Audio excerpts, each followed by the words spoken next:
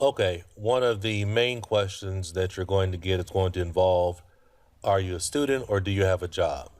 So here are some sample answers in case you are a student and you need to answer these types of questions. Please pay attention to some of the phrases that I'm using, the grammar, the fluency language, the vocabulary. So let's go ahead and move forward and get into this. So, part one, work or study question. So they're going to ask you a question like you see here. Do you work or study? And a typical answer would be something like this.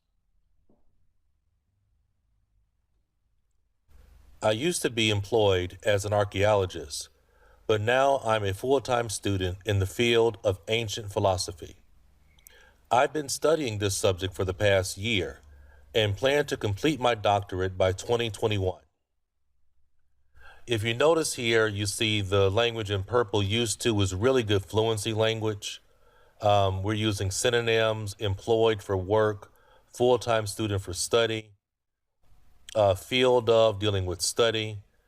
Here we're using one of the perfect tenses, I've been. Here we're using a different word form. Instead of studying, I'm using studying, showing that I can change the word form.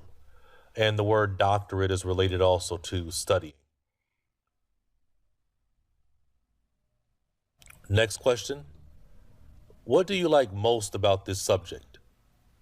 The thing is, I never thought I'd enjoy philosophical studies, but now I've been enamored with the continuing validity of ancient concepts in our modern technological world. What I mean by that is the idea of utilitarianism was applicable 200 years ago and is still debated today on its solving the ills of modern society. The thing is of course, that's fluency language. Again, we're not going to use these words in the question. Enjoy instead of saying like, enamored with instead of saying like. More fluency language, what I mean by that is utilitarianism is related to the topic of philosophy. We're using a compound sentence here and a compound sentence in the first part, right? That's how you can really create and hit all those different levels within the rubric. And our final question, is your subject popular to study in your country?